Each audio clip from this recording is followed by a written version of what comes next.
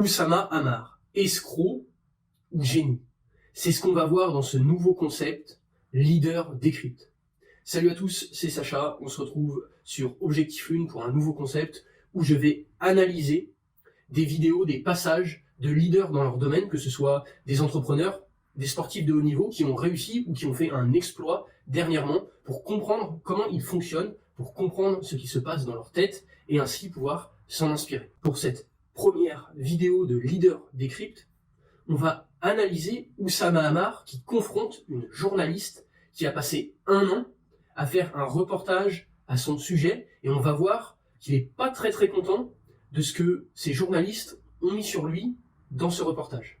Donc on analyse ça maintenant. Donc on est parti pour vous remettre un petit peu les choses dans son contexte. Donc comme je l'ai dit, Oussama Ammar confronte cette journaliste et déjà dans la forme de ce concept, c'est très intéressant puisqu'il y a de nombreux gros youtubeurs qui l'ont déjà fait. Je pense notamment à Idriss Aberkan.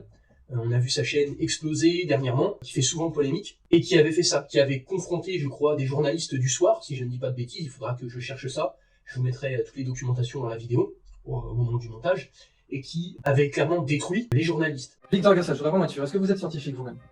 Absolument pas, non. Voilà, donc c'est très facile. Journaliste scientifique. Vous n'êtes pas scientifique de formation, vous n'avez pas pratiqué la science, c'est pas de honte à ça. Mais oui ou non, vous n'avez jamais pratiqué la science de votre vie, oui ou non, Victor Garcia? Alors on a tendance en ce moment, et depuis plusieurs années, à vraiment dégommer la presse, à montrer que ce qu'ils font n'est pas forcément toujours très clair. Et du coup, c'est un concept que les gens adorent, puisqu'il y a du fight, il y a vraiment de la confrontation. Et je trouve que depuis que Oussama Ammar est avec Yomi Denzel, alors qu'on aime ou on n'aime pas Yomi Denzel, son marketing et son influence sur les réseaux sociaux a clairement fait un bond astronomique. Il a créé sa chaîne YouTube, il a le podcast Sans Permission, et je sais pas si c'est une idée de Yomi Denzel, mais c'est un très bon concept, je pense tiré d'un youtubeur dont Yomi avait parlé dans l'un de ses Sans Permission. Je me souviens plus du nom de ce youtubeur, mais je pense que vous allez retrouver le nom. Si vous le retrouvez, mettez-le en commentaire. C'est un gars qui avait fait une pub dans son garage avec sa Ferrari ou sa Lamborghini, avec ses livres derrière. Sa pub passait vraiment partout sur les réseaux sociaux et sur YouTube.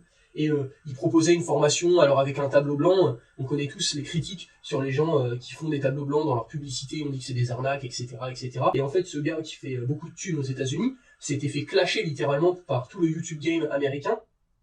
Et en fait, il avait invité dans son manoir les gars qui l'avaient critiqué, et au lieu de les insulter, au lieu de les attaquer, il leur avait prouvé par A plus B, ah ben regardez, j'ai ça, et en fait les youtubeurs étaient obligés en face d'accepter, parce qu'ils avaient jamais vu ce type d'attaque en retour. C'est généralement plus, on fait une vidéo retour où on fight, et du coup ça apporte de la visibilité au youtubeur qui nous a clashé, etc. Et là en fait il fait tout le contraire, il vient les confronter directement dans sa maison, et le mec est ouvert à la discussion. Et là on va voir que Oussama Ammar a pris le même concept, donc il est ouvert à la discussion, il est avec cette journaliste, mais on va voir quand même que il est assez énervé. Donc trêve de bavardage, on lance ça tout de suite. Bonjour Oussama Ammar et bienvenue à ce micro pour la suite, pour les derniers épisodes, le bonus du podcast Oussama le Magnifique. Alors c'est un podcast d'enquête économique et narrative de nouvelles écoutes qu'on a écrit avec Mathieu Palin et dans lequel j'essaie de raconter 10 ans d'histoire de la French Tech à travers un exemple iconique qui me semblait bien définir l'écosystème French Tech de l'époque, c'est-à-dire l'incubateur de start-up The Family. Et à travers cette grande histoire, la petite histoire, celle d'un personnage peut-être plus controversé, vous, Oussama Ammar, adulé par certains jeunes entrepreneurs, critiqué par d'autres un peu plus anciens, porte-parole de cette French Tech flamboyante des années 2010, et souvent présenté comme l'exemple français du fake it until you make it. Alors, évacuons le sujet d'abord, on avait essayé de vous contacter à 2 reprises pendant l'enquête pour vous faire répondre aux questions. Mon confrère Mathieu Palin était passé par LinkedIn, vous aviez accepté l'interview puis annulé. Et nous, quelques semaines plus tard, on est revenus, au moment du bouclage, je vous ai contacté via votre avocat Mathieu Palin par texto. Il n'y a pas eu de réponse. Donc, vous aviez aussi frustré sur Twitter, en avril dernier, au moment de la sortie, de ne pas avoir pu vous exprimer. Donc maintenant, c'est important, on est là pour ça. L'interview, c'est un peu le moment de vérité. C'est important pour nous de vous entendre et pour vous de vous exprimer. Est-ce que vous êtes prêts? Ouais. Là, alors je suis pas Fabien Olicard, mais on voit qu'il est énervé. C'est-à-dire qu'il a la main sur sa tasse, il a la main sur sa hanche, la tasse elle bouge. On sent déjà que le gars est énervé et que je l'ai pas vu le documentaire Oussama le Magnifique, ça me fait penser, je sais pas pourquoi, un peu à Machiavel, c'est machiavélique. On voit qu'il est très énervé et on sent qu'il a envie d'en découdre, quoi. Même au niveau de son non-verbal, je sens qu'elle va prendre très cher cette journaliste. Oui, je suis prêt, mais on va commencer très fort. Et on va commencer très fort. Parce que votre storytelling est formidable. Vous dites que vous avez essayé de me contacter, mais quand votre collègue m'a contacté, il n'a absolument pas expliqué ce que c'était. Effectivement, les messages de Mathieu étaient assez peu détaillés. C'est quand on offre des bonbons à un enfant. Et nous, ça va bien se passer. Et nous, de notre côté, moi je vous ai recontacté en passant par l'avocat, pour le coup, tout était écrit, tout était précisé. Au bouclage. oui, 3 semaines avant le bouclage, mais Quand tout à fait. c'était fini. Quand les épisodes et la construction, Donc, supposons qu'il y avait des faits que j'aurais dû vouloir changer, etc. De toute façon, vous ne m'auriez pas fait écouter. bien sûr qu'on aurait pu faire. Écoutez, on le fait jamais, mais bien sûr qu'on aurait pu faire changer. Bien sûr qu'on peut faire À évoluer. part sur le mais là, bouclage non, après un an de travail. Là, ça me paraît vraiment gros. Clairement, quand vous envoyez un message sur LinkedIn, je pense qu'il y a beaucoup de gens qui connaissent la prospection. Vous détaillez. Quand vous demandez, en plus, c'est Oussama Hamar. C'est pas n'importe quel pecno du coin. C'est Oussama Hamar, qu'on aime ou qu'on l'aime pas. Le mec a fait des trucs de ouf, donc on lui envoie pas un message dégueulasse avec 3 lignes sans trop lui expliquer pourquoi. Et ensuite, ceux qui font un peu de vidéo YouTube, comme moi, qui connaissent un peu le montage, qui savent à quel point ça vous prend la tête de cutter, rajouter des plans, faire des zooms, des effets, etc. avec la concurrence qu'il y a actuellement pour garder l'attention, à aucun moment, à 3 semaines, après 1 an de taf, à récupérer des infos, à filmer, à tourner, pour des épisodes, à aucun moment, et ça j'en suis certain, et je suis prêt à mettre ma main à couper, qu'elle aurait changé les 3 quarts, ou qu'elle aurait changé, je sais pas, même 1/4 de son reportage, à 3 semaines du lancement de sa mini-série. C'est clairement un mensonge. Personnellement, je l'aurais pas fait, et elle l'aurait pas fait non plus. En sachant que je pense qu'elle a pas non plus un budget faramineux, donc non, clairement, pour moi c'est du bullshit total.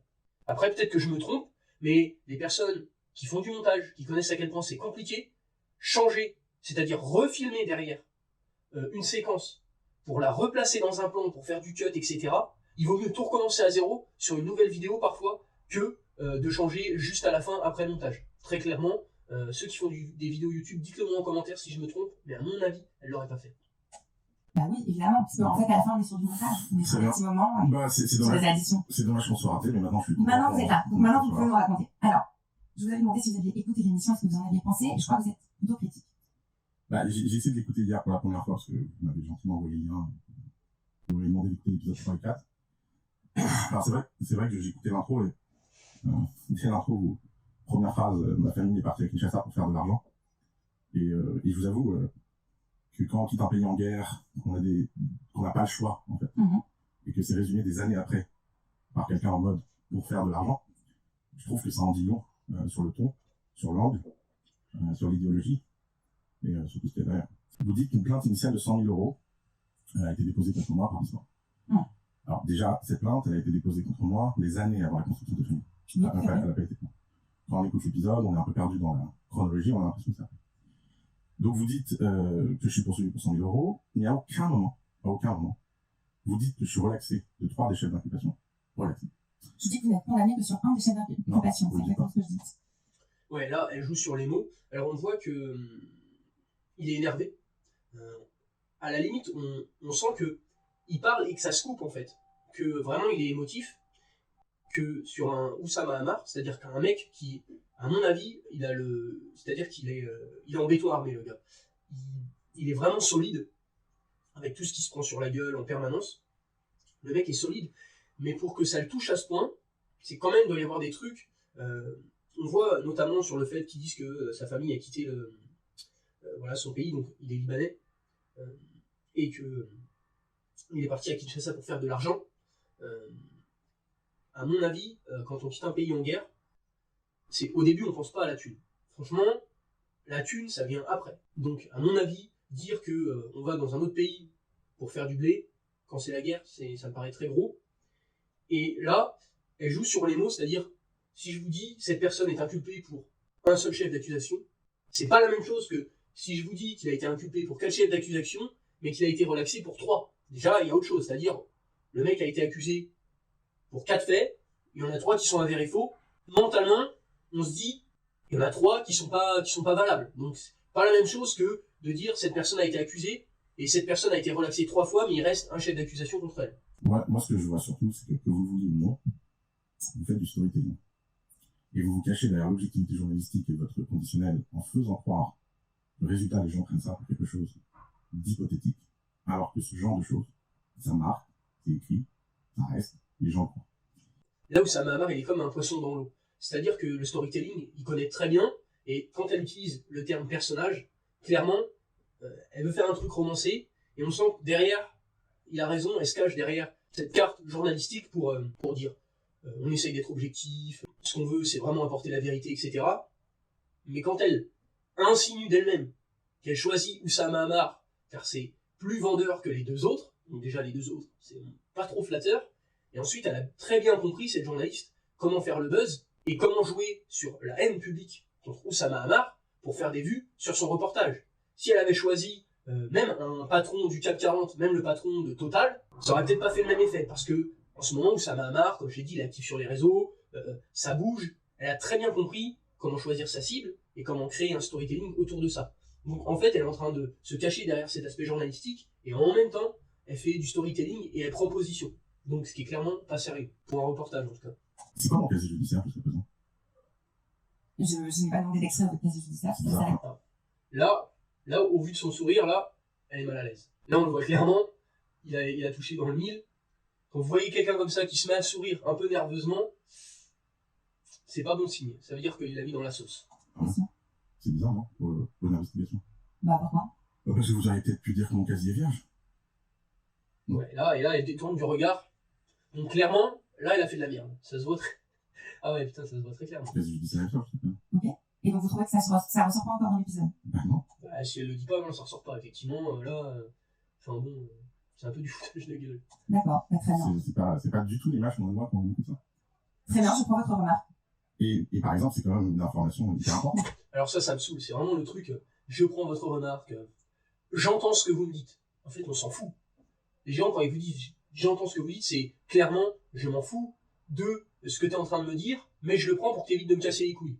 Donc, je prends votre remarque, je comprends ce que vous me dites, mais je m'en fous, maintenant c'est fait.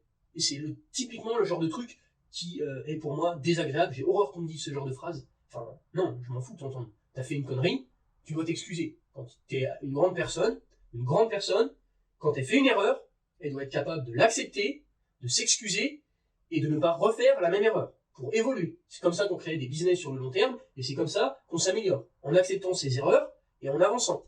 Sinon, ça marche pas. Le casier de quelqu'un qui est sans doute présenté en permanence comme un multirécidiviste dans la presse. Vous êtes présenté comme un multirécidiviste parce qu'il y a eu 2 affaires précédentes, Non, il y en a une seule. dont une sur laquelle vous avez été condamné. La deuxième, vous avez par un accord, mais Si vous aviez lu les documents, vous auriez su que les gens de l'histoire et les gens d'Ipsos sont les mêmes. Il y a 2 noms de boîtes, mais c'est les mêmes personnes. j'ai vu qu'il y avait des noms de personnes en commun. Oui. C'est les mêmes qui ont attaqué 2 fois. Oui. Ils ont pas réussi sur Ipsos. Donc vous êtes bien que c'est 2 affaires. Vous voyez, Non, vous êtes vraiment entre eux, vous êtes en train de dire que c'est différent. Alors Je dis pas que c'est 2 affaires. Si vous présentez ça comme 2 affaires, vous êtes... c'est 2 affaires entrepreneuriales. Vous avez monté 2 boîtes. C'est les mêmes gens. Accusés poursuivis 2 fois. Mais j'ai pas été... Avance de famille. J'ai été poursuivi pour Ipsos. Non, pour Ipsos, vous avez eu un J'ai été accord. poursuivi 2 fois. Vous avez été poursuivi une fois, vous avez eu un accord une deuxième fois. Est-ce que vraiment, si vous aviez dit aux gens que c'est les mêmes personnes dans les 2 affaires, ça n'aurait pas donné un peu de perspective sur le fait que c'était la même affaire en écho une deuxième fois? Mais qu'est-ce que ça dit pour vous, ça, aujourd'hui? Oui, clairement, elle commence à me saouler, cette journaliste. Franchement, je sais pas comment il fait pour garder son calme. Le mec est vraiment en béton, parce que moi, je crois que je serais parti. J'aurais tapé des mains sur la table et je serais parti. Elle joue sur les mots, et quand c'est 2 fois les mêmes personnes dans 2 boîtes différentes, ça reste les mêmes personnes. Ok? Une entreprise, c'est une entité, c'est pas une personne physique.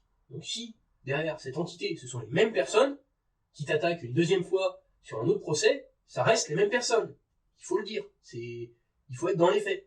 Sinon, ce qu'elle fait, c'est pas du journalisme. C'est une histoire romancée, comme il est en train de le dire, avec du storytelling. Elle essaye de dégommer Oussama Ammar très clairement. Et là, ce qu'il a fait, et je vous invite à le faire, c'est que si, et c'est difficile à faire, parce que c'est un point très important de savoir garder son calme, si on vous attaque à travers un reportage, comme elle l'a fait, parce que c'est clairement une attaque, vous invitez cette personne à la confrontation. Si elle accepte pas, eh ben, c'est du donnant-donnant, comme on dit, œil pour œil. Vous avez très bien le droit sur les réseaux d'envoyer une preuve comme quoi elle n'a pas accepté la confrontation, sachant que si c'est un journaliste ou une journaliste qui est censé avoir l'objectivité de mettre des faits, ça la fout un peu mal. Et ensuite, ça va vous permettre de démonter son argumentation, comme il est en train de le faire, comme Idriss Aberkan l'a fait avec d'autres journalistes, et après, ça va vous permettre de réutiliser les extraits pour prouver que son reportage, c'est de la daube. Mais, encore une fois, il faut réussir à garder son calme. L'abus de biens sociaux, c'est le crime le plus courant dans les affaires en France. Je ne connais pas un entrepreneur, j'en connais pas un. Et s'il y a un entrepreneur qui vient dans votre micro, vous prétendant qu'il n'a jamais fait d'ABS, ce serait très naïf de croire. Donc il n'y a pas un entrepreneur en France qui un jour a pas utilisé la carte pour aller au restaurant, etc. Pour une raison très simple. C'est que quand j'ai dirigé Ipsos pendant 3 ans et demi, j'ai pas touché de salaire pendant 3 ans et demi. Les gens ne restent pas 3 ans et demi sans salaire. Bon, là après il dit qu'il n'a pas touché de salaire. En même temps, je pense que, connaissant Oussama Hamar, il a utilisé la carte de l'entreprise. J'ai pas de critique particulière à faire, je vais juste concentrer sur ce point. Et on est tellement imposé en France au niveau des sociétés, au niveau des salaires. Il faut savoir que quand un patron verse un salaire, eh ben, il doit payer la même somme à l'État.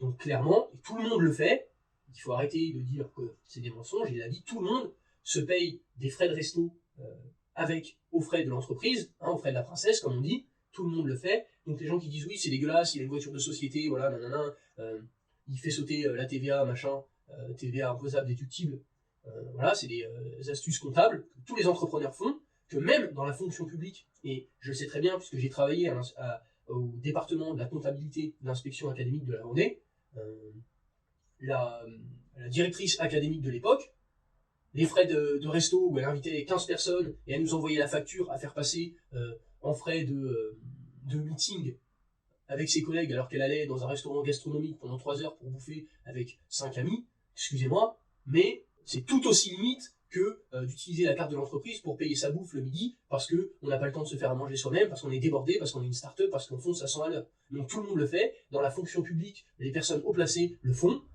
Ce ne sont pas les plus, on va dire, les plus responsables non plus. Donc tout le monde le fait. Donc il faut arrêter de dire que oui, les entrepreneurs volent de l'argent. Non, les entrepreneurs créent de la valeur, ils créent des business, ils prennent des risques. Quand ils récupèrent de la thune, eh bien ils ont le droit d'en profiter. Donc, vous avez un accord très simple avec vos associés, vous dites non, pas besoin de payer des charges, etc. Comme de toute façon, la ligne entre le travail et le loisir est très fine dans ce genre de milieu. Oui, l'entrepreneur, c'est H24. C'est H24, utilise la carte. Et puis des années plus tard, on se fâche, on va voir des avocats. Là, les avocats utilisent contre vous des choses qui étaient Mais vous savez que ça pouvait être utilisé. Alors, déjà, à ce moment-là, vous étiez trop jeune pour savoir. Déjà, 20 ans, non, je ne savais pas, pour commencer. Et en plus, c'est de bonne guerre. Je veux dire, ils attaquent, on attaque, etc. Mais c'est une bonne guerre, c'est quand même dommage que plusieurs de vos histoires entrepreneuriales, au moins 2, se terminent par des poursuites. C'est la vie. Qu'est-ce que je vous dis?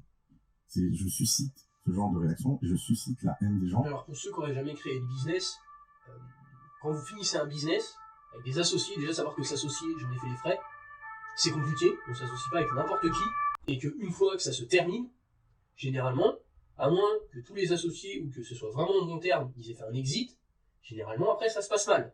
Les gens, les associés, des anciens associés, quand ils se croisent dans les couloirs, comme Francis Ngannou qui croise Fernand Lopez à l'UFC, quoi, on ne va pas dire bonjour. Les associés qu'on peut, c'est eux qui sont rendus publics. Donc c'était un choix de communication de leur part. Et je pense que c'était un choix qui était fondé sur l'idée que cette fois, j'allais me faire enterrer. Que cette fois, on m'empêcherait de parler et que cette fois, on me laisserait plus parler. Vous pensez que c'est pas une histoire d'argent, mais que c'est aussi une histoire de... Bah, si c'était une histoire d'argent, ça ferait longtemps qu'on y aurait un protocole d'accord. Et ils n'auraient pas dépensé en avocat plus que ce qu'ils demandent. C'est une histoire d'émotion, une histoire de jalousie. Là, je vais repasser le passage. Vous avez bien regardé le visage de la journaliste. C'est une histoire ça, d'émotion, une histoire de jalousie. Ce petit pincement de lèvres comme ça, là, ça veut dire que pas totalement tort. Généralement, notre non-verbal, on dit beaucoup plus que notre verbal. Je vous donne un autre exemple. Vous êtes en date avec une femme. Pour savoir, c'est pas de moi, c'est un autre youtubeur bien connu dans le domaine des relations avec un nom commençant par un S, qui explique, quand une femme a les jambes, donc le bas du corps, parce que c'est plus difficile à contrôler, tournée vers vous, elle est ouverte et intéressée par vous, ce qui semble logique. Par contre, si les jambes vont de l'autre côté et que son corps est tourné vers vous, généralement c'est pas bon signe. C'est plus signe qu'elle a envie de se barrer, ou alors au pire des cas qu'elle a pas assez de place sous la table. Mais généralement c'est pas bon signe. Là, c'est exactement la même chose.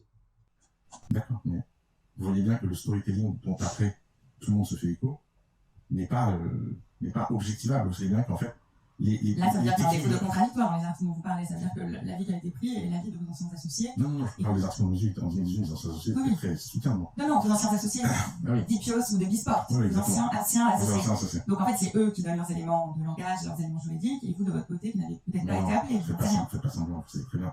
Vous l'avez même, vous dit même sur votre compte Instagram, le problème dans le monde de la presse, c'est le business model. À défaut de ceux qui penseraient le contraire, que Oussama Hamar a beaucoup d'empathie. Je pense qu'il a quand même beaucoup d'empathie. Alors, ça dépend pour qui, ça reste un businessman, mais je pense qu'il a beaucoup d'empathie. Et là, il a touché un autre point, c'est que les journalistes sont très mal payés. Je vous afficherai à l'écran en moyenne combien ils sont payés pour leur travail, et donc que le business model n'est pas bon, et que pour faire plus d'argent, ils vont toujours rechercher le sensationnel. Ils vont préférer ce qui fait les gros titres plutôt que la vérité.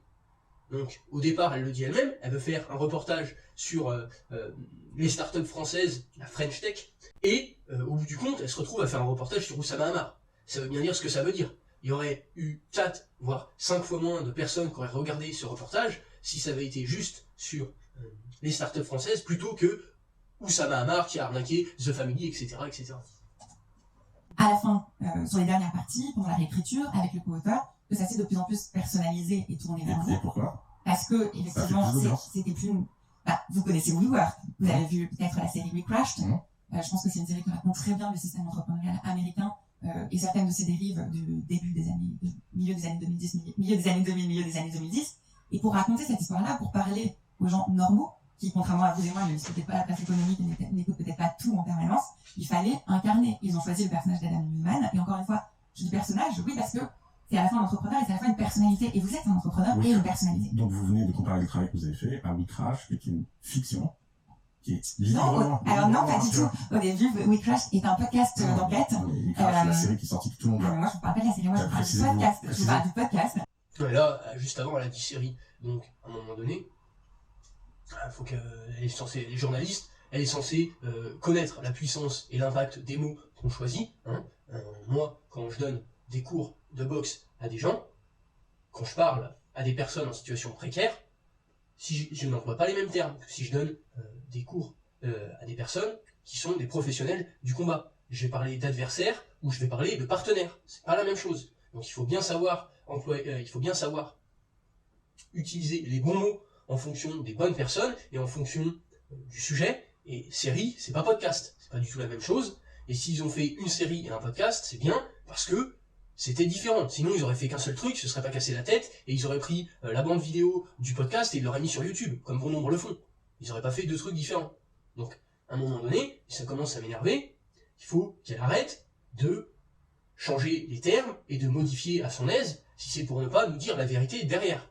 Dans cet épisode de Newsroom, où le journaliste fait une longue litanie sur ce que devrait être la presse, et quand on compare à ce que la télé est devenue, on voit bien, on constate bien, que la presse, le sensationnalisme et le besoin de business model d'une industrie qui ne gagne pas d'argent créent des dérives et créent une espèce d'ambiance dans laquelle il est très très dur de faire la différence entre le conditionnel des faits, l'image des gens... Vous pouvez pas nous reprocher ça sur le podcast, le conditionnel, les faits, les sources, les plaintes et notamment les plaidoiries de vos avocats sont cités aussi. On va y aller. Vous dites... Ça, on va y aller, ça va bien se passer. Je sens qu'elle va encore se faire défoncer. Regardez, un exemple très simple. Parce que comme j'ai écouté 20 minutes, j'ai des petits bribes.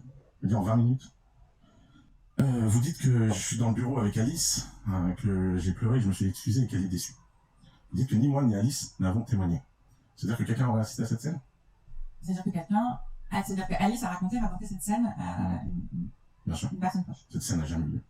D'accord. Je pense que si vous avez répondu à notre interview au moment de l'interview, vous auriez pu me dire que cette scène n'a jamais eu lieu. D'accord. Non, mais c'est le jeu de répondre. Je serais très curieux de voir les 3 sources qui corroborent ça. Vous dites dans votre interview, vous avez toujours besoin de 2-3 sources. Oui. Là, si les 3 sources existent, je me dis qu'on vit sur la planète Mars. Parce que, contrairement à ce que vous racontez, l'affaire Bisport, etc., en interne, elle était connue avant qu'elle soit lancée. Ah oui, ça je sais. Mais elle été déçue de rien du tout. Déçue des révélations qui étaient dans l'article. C'est en tout cas ce qui m'a été rapporté et vous dites que du coup, ce n'était pas juste. C'est pas déjà, c'est pareil, ça m'énerve. Ça m'a été rapporté. Par qui? Comment? Quoi? Où? Les sources. Et c'est ce qu'il dit, 3 sources. Ça m'a été rapporté. On m'a dit que. On est un con. Enfin, il faut arrêter. À un moment donné, on voit très bien que son argumentation, il est bancal. Ouais, il n'y a eu aucune... Elle n'a rien appris dans la presse. D'accord. Ben, je note que sur ce point-là, on aurait dû avoir votre avis avant, mais c'est dommage qu'on n'ait pas eu. Tiens, prenons un autre exemple. Quand la description du dernier épisode, vous dites que je fais du conseil en investissement financier, ça vous vient d'où, ça? Vous parlez d'investissement financier? Jamais. Trouvez-moi une vidéo où je fais ça. Allez-y. Je vous regarde. Vous dites que je fais... Vous vous rendez compte? Vous me qualifiez d'un délit pénal. Non, je dis que vous faites... Non, C'est écrit sur la description de l'épisode. Vous n'allez pas pouvoir vous en tirer en disant que c'est du conditionnel, etc. C'est écrit en toutes lettres. Donc en toutes lettres, vous me qualifiez d'un délit pénal dans la description d'un épisode. Et vous vous dites même pas, tiens, c'est bizarre, ce serait bien de checker ça. Alors évidemment qu'on a checké, mais justement vous donniez des conseils, Ouh. vous donniez des informations boursières Jamais. et des conseils en Vous vous investissement rendez compte que dans vous une êtes interview avec Yomi Denzel, Jamais. dans un live avec Yomi Denzel. Jamais. J'ai jamais donné de conseils financiers dans un live avec une Denzel. Vous devriez les regarder, les lives, ils sont en ligne. Moi, je les ai tous regardés, les épisodes de Sans Permission. Je trouve que c'est rafraîchissant. Il y a des choses avec lesquelles je suis d'accord, des choses avec lesquelles je suis pas d'accord. Je trouve que des fois, et à raison en même temps, avec ce qu'ils ont fait, ils se la pètent un peu. Mais en même temps, bon, on peut pas leur reprocher de faire beaucoup d'oseille. Mais jamais, en aucun cas, ils n'ont donné de conseils financiers. Bien sûr qu'ils parlent de crypto-monnaie, bien sûr qu'ils parlent d'investissement, de finance. C'est un podcast sur le business. À chaque fois, ils traitent des sujets mainstream et qui peuvent faire des vues. Que ce soit même les aliens à un moment donné ou je ne sais quoi encore. Mais jamais ils n'ont donné de conseils là-dessus. Ils sont bien trop intelligents pour faire cette connerie. Ils sont déjà bien assez connotés influenceurs Dubaï. Ils vont pas donner des conseils de trading ou je ne sais quelle connerie sur une émission comme la leur avec la popularité qu'ils ont. Ce serait clairement se tirer une balle dans le pied. Ils sont pas complètement cons. Ils gagnent déjà assez de thunes comme ça. Ils n'ont pas besoin de faire de l'affiliation sur du trading ou je ne sais quelle connerie. Alors il y en a qui me diront oui mais Oussama Hamar a une boîte de trading dans les cryptos. Oui c'est vrai. C'est vrai. Il y en a plein qui ont des boîtes de trading de crypto. Il y en a plein des professionnels qui font de la thune. J'en connais.